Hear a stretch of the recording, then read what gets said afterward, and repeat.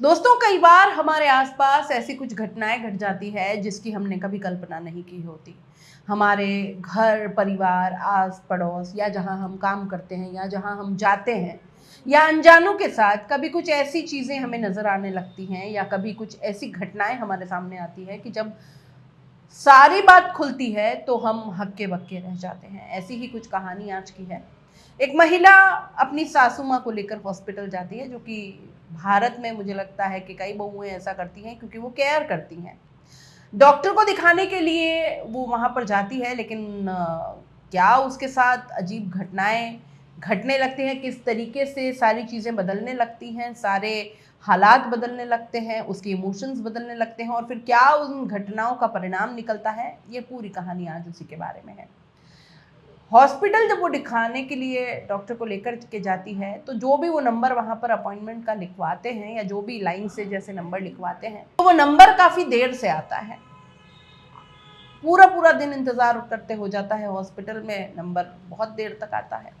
अब ऐसा कोई पहली बार नहीं था कि सास और बहू दोनों आए हैं, अपनी सासू माँ को वो दिखाने आई हैं और बहुत जल्दी नंबर आ गया हो, ऐसा कभी नहीं होता था। हमेशा बहुत लेट हो जाया करता और बहुत इंतज़ार करना पड़ता था।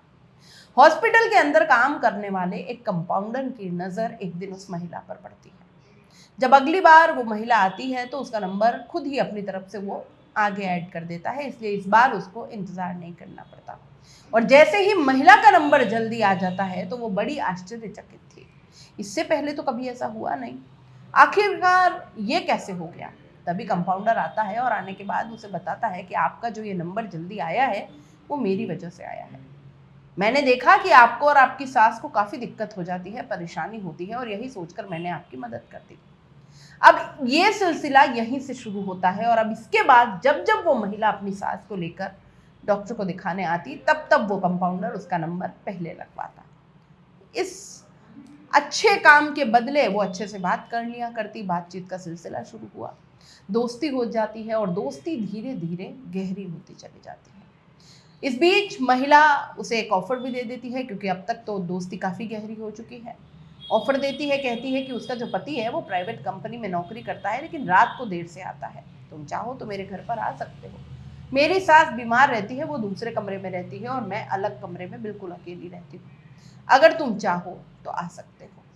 उसको अपने घर का एड्रेस दे आती है, जानकारी पूरी दे आती है, कब क्या कैसे क्या, समय पूरा बता देती है, तारीख बता देती है और सारी मीटिंग जो है वो फिक्स हो जाती है। अब वो कंपाउंडर बताए हुए पते पर उस जगह पर पहुंच जाता है। जाने के बाद उस महिला से मिलता है और इस मुलाकात में वो इतने नज़दीक आ जाते हैं जैसे कि कोई पति पत्नी हो, लेकिन उनकी आवाज़ें बाहर आने लगती हैं। सास ने आवाज़ें सुनी कि घर के अंदर बहू के अलावा कोई है शायद जिसकी आवाज़ें अब आ रही हैं। वो जाती है धीरे धीरे और झांक कर देखती है तो महिला उस कंपाउंडर के साथ नजर आती है। सास पहले तो हैरान हो जाती है और फिर उसे गुस्सा आ जाता है और यहीं से एक भयानक क्राइम की कहानी का शुरुआत होती है। एक नहीं, उसके बाद फिर एक और कत्ल होता है और दो कत्ल के बाद ये मामला कोर्ट में पहुंचता है। कोर्ट में जज को यह कहने के लिए मजबूर हो जाना पड़ता है कि इस व्यक्ति को तब तक फांसी के फंदे पर लटका के रखो जब तक कि इसके प्राण न निकल जाए। चलिए, क्या हुआ था, कैसे हुआ था, इस पूरी कहानी को आज सुनते हैं कि कैसे कैसे इस दुनिया में लोग आखिर आकर के रहते हैं। नमस्कार, मैं हूं जयश्री नागदा और आप देख रहे हैं क्राइम रिपोर्टर। दोस्तों, ये गुजरात का मामला है। अहमदाबाद का एक थाना ओडब है, वहाँ से 12 किलोमीटर के आसपास, अहमदाबाद से कुछ 12 किलोमीटर की दूरी रही होगी और वहाँ की ये बात है। 3 जून 2017 की रात लगभग 8 बजे के आसपास का वक्त था। 33 या 34 साल का एक युवक, दुबला पतला सा है, अचानक अपने घर के बाहर खड़ा है। मकान नंबर D147, उसके कंधे पर एक थैला लटका है और उस थैले में कुछ सामान था। अब वो इंतज़ार करते हुए उस घर के सामने जाता है और बेल दबाता है। 1 बार, 2 बार, 3 बार, अंदर से कोई रिस्पॉन्स नहीं आता। वो बार बार थोड़ा इंतज़ार करता है, 5 मिनट, फिर दबाता है, फिर 5 मिनट इंतज़ार करता है, फिर बेल दबाता है, लेकिन कोई रिस्पॉन्स नहीं आ रहा था। फिर वो थोड़ा सा इंतज़ार और करता है और तीसरी बार जब वो बेल दबाता है तब उधर से आवाज़ आ रही थी कि रुको, मैं खाना बना रही हूँ, आज लगता है कि तुम थोड़ा जल्दी आ गए हो।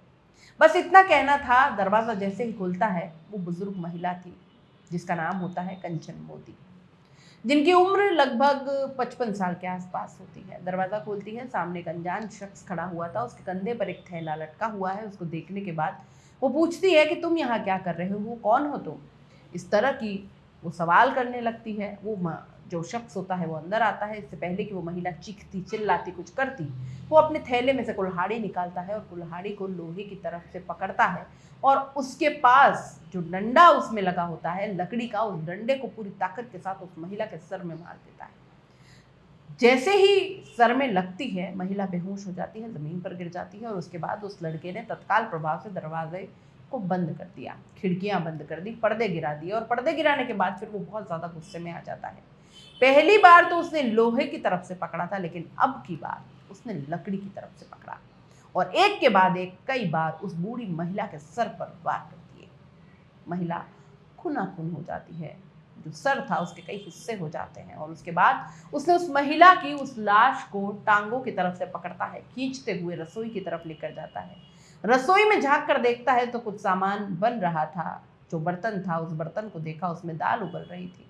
उस जलते हुए चूल्हे को बंद किया और आराम से इत्मीनान से बैठ जाता है और बैठते हुए कई तरह की गालियां देता है, अजीब तरह की बातें करने लगता है। लेकिन उसके बाद फिर से उसे होश आता है, संभलता है और फिर उसने उस महिला को जब रसोई की तरफ लेकर जा रहा था, तब उसने उसी थैले के अंदर एक चाकू निकालता है और उस महिला के गले को रेतना शुरू कर देता है। तब तक रेतता है जब तक कि वो बिल्कुल अलग होने की स्थिति में नहीं पहुंच जाता। अब इसके बाद वो वहां से उठता है और उठने के बाद वो देखता है तो एक तार पर साड़ी सूख रही थी। साड़ी को ले जाता है और लाने के बाद आराम से ज़मीन पर बिछाता है। बिछाने के बाद उस महिला को उसकी गठरी बनाने की कोशिश कर रहा था, लेकिन गठरी बन नहीं पा रही थी। आखिरकार अब वो करे तो क्या करे।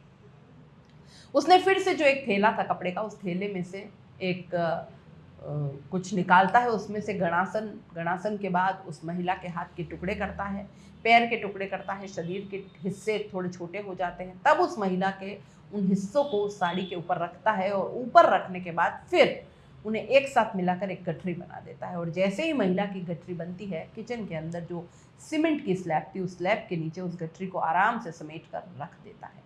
लेकिन तब तक उस किचन के अंदर चारों तरफ ब्लड फैला हुआ था। दरवाजे पर जहां उस महिला के सर में डंडा मारा गया था, वहीं पास में कई बार कुल्हाड़ी मारी गई थी। इसकी वजह से भी वहां पर चारों तरफ खून फैल गया। इसके बाद उसने उस ब्लड को साफ किया, किचन में जाता है, किचन में साफ सफाई करता है। उसकी नज़र पड़ती है दीवार पर चारों तरफ ब्लड लगा था।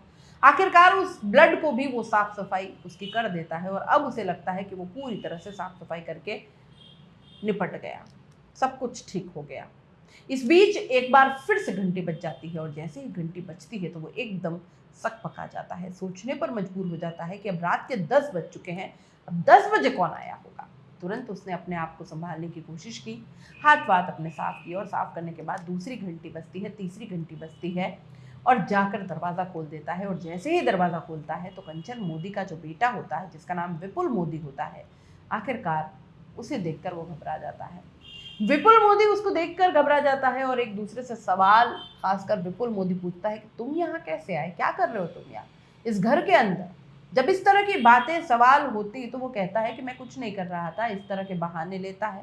विपुल जैसे ही अपने घर के अंदर आता है, वो पूछता है कि मेरी माँ कहाँ है। जैसे ही माँ के बारे में पूछता है तो कहता है कि तुम्हारी माँ रसोई में है, किचन में है, जाकर देख लो, मिल लो, उनसे बातचीत कर लो। अब वो किचन की तरफ जा ही रहा था और इसी बीच में उस लड़के ने दरवाजे की तुरंत ही लॉक किया और लॉक करने के बाद पीछे से दौड़ता हुआ किचन में जाता है। जब किचन में जाता है तो रास्ते में ब्लड फैला हुआ था और उसके पैर से लग चुका था। किचन के अंदर भी उस गठरी से काफ़ी ब्लड बह चुका था। अब ऐसी स्थिति में विपुल कुछ कह पाता, शोर मचाता, कुछ करने की कोशिश करता, लेकिन इससे पहले ही उसके सर पर एक के बाद एक कई कुल्हाड़ियों से जब वार कर दिए जाते हैं तो उसके बाद चीखने का, चिल्लाने का तक उसको कोई मौका नहीं मिलता। विपुल दम तोड़ देता है। लेकिन जो कातिल होता है, अभी उसका जो दिल था, उसका दिमाग था, उसका जो गुस्सा था, आक्रोश, वो ठंडा नहीं हुआ था। इसके बाद फिर से वो अपने सामान को लेकर लग जाता है, कभी चाकू से, कभी गणासे से, कभी कुल्हाड़ी से। तो अब विपुल के भी वो शरीर के अलग अलग कई हिस्से कर देता है। घर के अंदर ही उसे एक बोरी मिल जाती है, बोरी लाता है और विपुल को भी उसी बोरी के अंदर आराम से पैक कर देता है। जैसे ही विपुल को पैक करता है, वहां उसकी माँ की गठरी बांध कर रखी थी उस स्लैब के नीचे ठीक वहीं उस स्लैब के नीचे विपुल को भी शव रख देता है और फिर से उसे अपनी रसोई को साफ करनी थी। साफ सफाई करने के बाद वो आराम से तसल्ली से जाता है। अपने जो सामान थे, औजार थे, उन औजार में जिसने कत्ल किया था, सब कुछ बड़ी आराम से तसल्ली से करके, और जहाँ जहाँ भी ब्लड उसको दिखाई देता है वहाँ वो सफाई कर लेता है। देखते ही देखते कब रात के 11 बज जाते हैं उसको पता ही नहीं चलता। रात 8 बजे से उसका ये काम करना शुरू हुआ था और 3 घंटे हो जाते हैं, यानी कि रात के 11 बज जाते हैं। वो थोड़ा थक गया, इसलिए वो अपनी कमर को आराम देने के लिए वहीं पास में एक पलंग पर पड़ा हुआ था। पलंग पर जाकर लेट जाता है और जैसे ही पलंग पर लेटता है उसकी आंख लग जाती है। वो सो जाता है और जब सुबह के लगभग 4:30 बजे के आसपास का वक्त हुआ, एकदम से हड़बड़ाते हुए उसकी आंख खुलती है। वो देखता है कि सुबह के 4:30 बज चुके हैं, यानी कि जो घटना शुरू होती है 3 जून 2017 की रात को, वो घटनाक्रम जो आगे समय बढ़ चुका था वो 4 जून 2017 की सुबह लगभग 4:30 बजे के आसपास का टाइम हो गया। अब उसने अपने आप को संभाला, अपने थैले को संभाला, थैले के अंदर वापस सामान रखता है और सामान रखकर इस घर को बंद करके यहाँ से आराम से निकल जाता है। रफू चक्कर हो जाता है। एक एक करके कई दिन बीत जाते हैं। 3 तारीख की ये घटना थी, 3, 4, 5, 6 कुछ तारीखें निकलती हैं। 6 जून 2017 की सुबह लगभग 8 बजे के आसपास का वक्त था। जो इस घर के ठीक सामने, यानी कि D-147 के ठीक सामने एक घर होता है, उसमें अशोक प्रजापति रहते हैं। अशोक प्रजापति को अजीब सी दुर्गंध आ रही थी, स्मेल आ रही थी। वो सोचते हैं कि आखिरकार ये कहाँ से आ रही है। तब वो इधर उधर देखने की कोशिश कर रहे थे अशोक भाई प्रजापति। उसके बाद आसपास के लोगों से पूछते हैं और देखते देखते उन्हें पता चलता है कि D-147 से ज़्यादा दुर्गंध आ रही है। आसपास के लोगों को भी इकट्ठा कर लेते हैं और अब इस घर को लगातार वो आहट करने की कोशिश कर रहे हैं। वो नॉक कर रहे हैं, खटखटा रहे हैं, लेकिन अंदर से कोई रिस्पॉन्स नहीं आ रहा। मकान मालिक को संपर्क करते हैं दिवेश भाई, जिनका नाम होता है वहाँ दिवेश भाई, वो उनको बुलाया जाता है। मौके पर बुलाने के बाद वो कहते हैं कि आपके घर से कुछ अजीब तरह की बदबू आ रही है। जो किराएदार हैं वो दरवाज़ा नहीं खोल रहे हैं। और उसके बाद दिवेश भाई मौके पर पहुंच जाते हैं। वो पुलिस को फ़ोन करते हैं तो इंस्पेक्टर NL देसाई अपनी टीम के साथ मौके पर पहुंच जाते हैं। दरवाज़ा तब तक नहीं खुला था और अब NL देसाई ने आसपास के लोगों की मौजूदगी में उस दरवाजे को खोलते हैं। खोलने के बाद जब अंदर जा रहे थे तो जाते जाते पहुंच जाते हैं उस रसोई में। उस किचन के अंदर उस स्लैब के नीचे 2 गठरियाँ, एक बोरी में और दूसरा साड़ी में बंधी हुई थी। अब उसके अंदर देखते हैं कि लाश थी, लेकिन किसकी थी, क्योंकि 3 दिन में उन लाशों की स्थिति पूरी तरह से बिगड़ गई। उनमें कीड़े पड़ चुके थे। लोगों का एक सेकंड भी वहाँ रुकना दुश्वार हो रहा था, मुश्किल हो रहा था। अब इसके बाद दिवेश से पूछा जाता है कि ये किसकी लाशें हैं। वो कहते हैं कि मुझे तो इसकी कोई जानकारी नहीं कि इसकी लाशें हैं। उन लाशों को बाहर निकालने के बाद देखा जाता है कि इनके फोटो खींचते हैं, तभी पुलिस एक FIR दर्ज करती है। IPC की धारा 302 2001 गुजरात पुलिस एक्ट 135(1) के तहत मुकदमा दर्ज कर लेती है। दिवेश से पूछा जाता है कि आखिरकार यहाँ कौन रहता था, इनके नाम पता क्या है, इनके बारे में कोई जानकारी जुटाइए, बताइए। तो बताते हैं कि उनके दूर के एक रिश्तेदार हैं जो चाचा लगते हैं, नाम उनका सुरेश भाई है। सुरेश भाई एक बार उनके पास फ़ोन आता है और कहते हैं कि उनका बेटा है विपुल, जो कि उसकी नौकरी अहमदाबाद में लग गई है, इसलिए उसे घर चाहिए। तब मैंने, यानी कि दिवेश ने सुरेश भाई के कहने पर आकर उसके बेटे को घर दे दिया। अब इस घर के अंदर उसने पूछा कितने लोग रहते हैं, तो बताते हैं कि इस घर के अंदर कंचनबेन मोदी, यानी कि वो महिला जिसकी उम्र लगभग 55 साल के आसपास होती है, विपुल भाई मोदी जिसकी उम्र लगभग 36 साल के आसपास होती है, और उसकी पत्नी सुजाता जिसकी उम्र लगभग 33 या 34 साल के आसपास रही होगी, और एक बेटी वैष्णवी। ये 4 सदस्य रहते हैं। लेकिन मौके पर 2 की लाशें मिल जाती हैं। 2 कहाँ हैं, अब भी ये सवाल यूं का यूं था। आखिरकार जब इसके घर वालों से बाकी लोगों की बातचीत की जाती है तो इसके परिवार के लोगों तक ये सूचना भिजवाते हैं कि आखिर कि सुजाता और वैष्णवी कहाँ हैं। तब पता चलता है कि सुजाता और उसके पति विपुल के बीच झगड़ा हो चुका था, अपने मायके चली गई है। अब पुलिस ने सुजाता से संपर्क साधने की कोशिश की, उससे बातचीत करने की कोशिश की। महाराष्ट्र का एक जिला है दोस्तों, सतारा, वहाँ की एक जगह है शिवनगर, वहाँ के रहने वाली ये सुजाता होती है। पुलिस उसे वहाँ से बुलवाती है और उससे पूछताछ करती है। पूछताछ के बाद जब उसने सख्ती से पूछा जा रहा था, शुरुआत में वो इधर उधर की बातें कर रही थी, लेकिन जब सख्ती से पुलिस अपनी तरीके से जब पूछती है तो उसने बताया कि कुछ साल पुरानी बात है, उसके पति की मौत हो जाती है और उसी पति से उसको एक बेटी पैदा होती है। अब उसकी शादी दूसरी जगह हो नहीं रही थी, तब भी पता चलता है कि विपुल जो है उसकी भी शादी किसी से नहीं हो पा रही थी, इसलिए दोनों का आपस में रिश्ता तय हो गया। रिश्ता तय होने के बाद कुछ दिन के बाद पता चला कि विपुल की नौकरी अहमदाबाद में लग गई। प्राइवेट कंपनी में नौकरी कर रहा है, तो वो अपनी पति, अपने बेटी और अपनी सास के साथ यहीं पर आने के बाद ओडब में रहना शुरू कर देते हैं। D147 वाले मकान के अंदर आराम से रह रहे थे। सास बीमार होती है और सास को उसे लेने जाना पड़ता था ओडब के एक श्री राम हॉस्पिटल के अंदर। वहाँ जब लेकर जाती थी तो वहाँ एक व्यक्ति से दोस्ती हो जाती है जिसकी उम्र लगभग 34 साल के आसपास होती है और नाम उसका होता है बलदेव सिंह चौहान। बलदेव सिंह चौहान से उसकी दोस्ती हो जाती है और फिर एक दिन उसके घर पे वो बलदेव आता है। सास ने उसको जब देख लिया और देखते ही वो उस वक्त वहाँ से भाग जाता है, लेकिन अब अपनी सास को कसम देती है कि यह बात अगर तुमने अपने बेटे को बताई तो वो जहर खा के अपनी जान दे देगी। जब माँ ने यह बात सुनी तो वो डर जाती है, ऐसा ना हो कि बेटे की पहले ही मुश्किल से शादी हुई है और ये भी अगर मर जाएगी तो उसका बेटा कैसे रहेगा, कहाँ रहेगा। तब ये बात किसी को वो बताती नहीं है और ऐसे ही वक्त कुछ आगे बढ़ने लगता है जैसे वक्त अभी तक चल रहा था। बलदेव सिंह चौहान की हिम्मत इससे बढ़ने लगती है। उसकी जो बेटे की बहू थी सुजाता, उसकी भी हिम्मत इससे बढ़ गई। जब बलदेव सिंह का मन करता था तब वो अब घर आता, उसके साथ शारीरिक संबंध बनाता। सास चाहकर भी कुछ नहीं कह पाती, कुछ नहीं कहती। आखिरकार ये सब ऐसे ही चलता रहता है, लेकिन एक दिन विपुल काम में जल्दी आ जाता है और उसने अपनी आंखों से अपनी पत्नी को उस व्यक्ति जो कि कंपाउंडर था उसके साथ आपत्तिजनक स्थिति में देख लिया। यहाँ जो कंपाउंडर होता है बलदेव सिंह चौहान, वो मौका पाते ही यहाँ से भाग जाता है, लेकिन वो अपनी पत्नी को बहुत बुरी तरह पीटता है, मारता है और जब मार पिटाई करता है तो सुजाता अपने मायके चली जाती है नाराज होकर। अब नाराज होकर चली जाती है। अब पुलिस के लिए सुजाता के पास से कोई सस्पेक्ट वाली बात नहीं मिल पा रही थी कि जिसने कत्ल किया होगा, लेकिन एक नाम सामने आता है, बलदेव सिंह चौहान। अब पुलिस ने ओडब के श्रीराम हॉस्पिटल में जाकर दबिश दी तो पता चलता है कि वो अचानक से लापता हो गया, भाग गया। पुलिस ने आखिरकार उसको तलाश करना शुरू किया और कड़ी मशक्कत के बाद आखिरकार 1-2 दिन बीत जाते हैं। पुलिस उसे हिरासत में लेती है और जैसे ही उसे गिरफ्तार करते हैं तब उससे बातचीत पूछताछ शुरू होती है। कंपाउंडर बलदेव सिंह चौहान आखिरकार पुलिस की पकड़ में आने के बाद कहानी सुनाता है। कहता है कि वो जब घर में अचानक से आ जाया करता था तो आखिर इस सुजाता के साथ ऐसे अवैध संबंध वो बनाया करता था, लेकिन पति को जैसे ही पता चलता है तो उसने उसके साथ मारपीट की, उसे बहुत मारा और मारपीट के बाद जब सुजाता चली जाती है तो उसे लगता है कि अब वो कब मिलेगा, कैसे मिलेगा, कहाँ मिलेगा और तभी वो गुस्सा उसके अंदर आने लगता है, भरने लगता है। और 29 मई 2017 की शाम को जब वो घर पहुंचता है और जाकर उसकी सास से बातचीत करता है, यानी कि कंचन मोदी से बात करता है और जाकर कहता है कि तुमने अपनी बहू को क्यों बेच दिया, तो वो इतना गुस्सा करने लगती है, उसे गाली देती है, कंपाउंडर को उस पर हाथ छोड़ देती है और कंपाउंडर को बहुत ज़्यादा गुस्सा आता है। कंपाउंडर यहाँ आ जाता है और रास्ते में जब वो जा रहा था तभी उसे कुल्हाड़ी खरीदता है, चाकू लेता है, गरासा खरीद लेता है और ये सब खरीदने के बाद वो आराम से घर जाता है। उसे मौका मिलता है 3 जून 2017 की शाम लगभग 8 बजे के आसपास वो घर आता है। पहले माँ का कत्ल करता है, फिर बेटे का कत्ल करता है।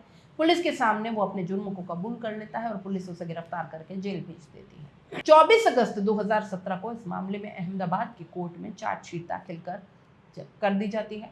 कई साल तक केस यूं ही चलता रहता है। दोनों पक्षों के वकील अपने अपने जो मृग हैं, क्लाइंट्स के लिए लगातार कोशिशें कर रहे थे उन्हें बचाने की, लेकिन एक पक्ष हार जाता है और एक पक्ष सारे सबूत इकट्ठा करके जज साहब के सामने रख देता है।